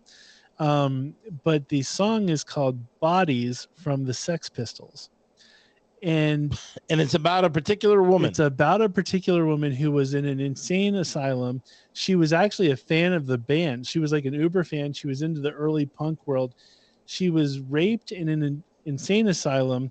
She had multiple abortions, but she had a dead fetus like in her purse. Like she would carry around. So she actually got arrested, like going into a club with a dead fetus. Awful. And her name was Pauline, which if you listen to the song and it says she lives in a tree, like she literally was like a homeless, like insane asylum person. But yeah, it's kind of an anti-abortion song, but it's very disturbing when you think about it. In that Sex Pistols, it is disturbing. Well, you had all disturbing ones. Yeah, I kind of went. I figured I'd switch. Right, I figured I'd switch it out a little bit. They depicted you know that in the that show on Hulu. In the Sex Pistols show, yeah. Yeah, but I love that. That whole album is great. I love Bodies is like one of my favorite Sex Pistols songs, so I had to put it in there. I did not know Mama I'm Coming Home was Ozzy for Sharon. Yeah. That's cool. Yeah. No, makes sense. That's awesome. I had no idea. I thought maybe it was about his mother and he's going to visit his mother or something. There you go. No, that's too literal. But well, I had no idea. All I did was love the song. I didn't ever look it up before. I have a few honorable mentions. All right, go. Are they real honorable mentions or are they more sicko? No, they're not all sick. Not really, actually. I've got Darling Nikki by Prince. Nice. Awesome. Then I've got one of my all-time favorites, Natalie Merchant. The song is called My Beloved Wife. Oh, yeah. It's about an old couple where the wife dies, and it's basically the dad talking about the wife. It brings tears to my eyes every single time. Then I've got Janie's Got a Gun by Aerosmith. I was listening to that this morning. What about Jesse's Girl? Jesse's Girl was actually Randy's Girl. And really? He changed the name to Jesse just to make it sound better. Yeah, it does sound better. But you could do Jesse's Girl too. Then there's Amanda by Boston. Awesome. And Sweet Melissa. Then Mary Jane by Alanis, because it's not about weed, unlike Rick James's Mary Jane. And then there's, but if you're going to go Rick James, then you go Super Freak. Boom. She's a super freak. Yeah, or Brick House by the Commodores. Boom. So, ton of songs, but those are mine. Oh, I also had The Blower's Daughter by Damien Rice. That's one of my favorite songs too. Awesome. Nice. You've seen the movie Closer. It's the music that they play over. The Blower's Daughter. The Blower's Daughter. It's so good. Damien Rice has like an any honorable mentions there, Brian? No. The only one I wrote down was the story about Sweet Caroline, but that might be incorrect. Oh, and there's one more thing. This is only because I tried to get him on the show again, because they have the show coming up at the 9:30 Club at Emmett Swimming. You're So Pretty, the infamous song. Oh yeah. I wrote him again, and I was like, we still have this debate with BK. Could you please just like if you're not gonna come on the show, just answer the question. The infamous song about BK's girlfriend. At least that's what we think. So. So Emmett Swimming, You're So Pretty. That'll be the last. That is hilarious. Okay. Well, with that being said, that was a good one. Yeah, I think we've said it all. So you and our boy Andy. Yes. Because all music, all tech support for Subfacts is provided by our friend Andy at Creative Underground. He runs a state-of-the-art production studio in our hometown of Leesburg, Virginia. You and me and everybody can find out more by going to his website. But that doesn't end there, folks, because he also does custom music creation.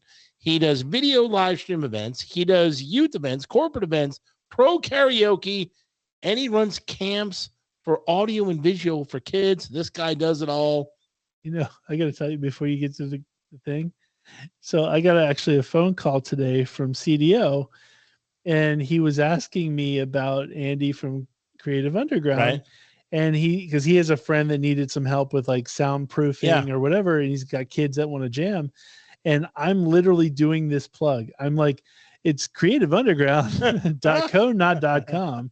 And I even did the whole like, I was like, he's got camps for kids too. So if these kids want to jam and learn the production, I feel like I gave every bit of what we've been, because so CEO's awesome. Like, okay, I got it.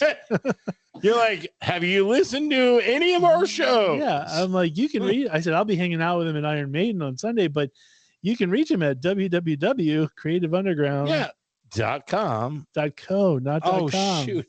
See, wow. That's why I can't reverse roles. Okay, do it again. We'll do it legit. Okay. All right. You and me and everybody can find out more by going to www.creativeunderground.co, not .com. Boom. So then part of this whole thing, I tell him to go to the website, and of course he like quick on the Google. Did he .com and be like, you're a liar? No, he did the .co, and he goes, is this his studio in his house? And I was like, yes. And I said, he goes, this thing looks awesome. I was like, you know why it looks awesome? Because Ben from KStreetPhotographyDC.com. That's awesome. I said, Ben took the pictures. I was like, yeah. And he starts laughing. He's like, really? I'm like, dude, the synergy within our show is insane. But I'm like, no, Ben from KStreetPhotographyDC.com did the pictures, makes Andy's studio, like Andy's studio looks awesome as it is, but Ben took it to another notch. Right. He takes it to another level. Like a Hollywood studio. Like you think Jay-Z is at that studio. Yeah, absolutely. You think like DJ Khaled is at that studio. I do know him. Because all he does is win, no matter what. So yeah. Ben from KStreetPhotographyDC.com. Insane in the photography game. I don't think there's anybody better. I haven't seen any. I see a lot of people that want to become photographers. I don't think there's anyone better. But I haven't seen anybody that makes pictures like Ben does. So yeah, I got to take him. I want like a headshot for my like email and stuff. So yeah, he's awesome. We can make that happen. I know a guy. We know a guy. Yeah. So Ben's an award-winning image builder, FAA certified pilot of drones. Yes, he is. He provides website and social media branding packages customized for your individual business. He is a pimp. So once again, Ben at KStreetPhotographyDC.com. I was like, let me do it again. Ben at KStreetPhotographyDC.com. There you go. Boom. A lot better. Big fan of our show last week. He did? Oh yeah, he wrote in about he loved the Schmeckle talk. The Schmeckle talk. And so who doesn't like Schmeckle talk? Everybody loves Schmeckle talk. But I mean, you really don't have many days left because winter is fast approaching. You have to give him a call. You got to get the car with the ceramic wax. You got to get the trailer looking perfect for the winter because then you're going to hibernate it. So when you bring it out in the spring, it's going to look pimp. If you're going anywhere in a vehicle, you know what? Christmas parties are coming up. So cuffing. If you're bringing your cuff. Oh, that's right. If you're bringing your cuff, you want to look good with somebody who looks good. Or if you're like cuff hunting and you're trying to impress a cuff, yes, you want to go with a pimp ride. So yes. And by the way, you could get cuff advice because BK is one of the original cuffers. And it's not going to cost you a lot of Wongs. just to tie it in. All you got to do is call Big Dog Auto Detailing at 571-233-8716. And that's definitely not a Wong number. That's the new title of the show. A lot of Wong. I thought I said that earlier. Like I don't know. A whole lot of Wong. Not going to cost you a lot of Wongs. Okay. Big Dog Auto Detailing 571-233-8716. Okay. If you want to learn more about our show, go to subfactspodcast.com. Get the merch. Christmas time is coming. You want to get in early before the rush. Once again, subfactspodcast.com. That's not going to cost you a lot of Wongs. By the way, the first person to send us a Wong will get a t-shirt. No, we already said no because we're ordering it. No, only one. Oh, okay. I still good. think we could do the one Wong. Okay, one Wong. And so, because someone could go buy it and send it, and then they can get a T-shirt. That's what I'm saying. Okay. First person to give us a Wong gets a shirt. If you want to listen to us or on any other platforms, go to Spotify, iHeartRadio, Pandora, Apple Podcasts, which we totally own at this point. Yes, we do. We're big on Twitter, Facebook, Instagram, and next week, TikTok. You have to tune in next week, folks. Next week, we're going to have special guests. Going right in here. Halloween episode. This one chip is going into Mooney's face hole. Yes. And it's not going to be pretty. And it's not going to be on the YouTube, right? So what we're going to do is we're going to do it before we do the show. And it's going to be a TikTok. We'll talk about it on the show, but it will be on YouTube and it will be on TikTok, the actual. Okay. So we're going to do it on both. Okay, got it. Yeah, we'll put it on both. I think we know a guy who can put it on both. Yeah, we do. We know a guy. Yeah. So it's going to be exciting next week. Stay for the fun. Boom. Everybody stay safe. Stay safe. And we will see you next week. Boom.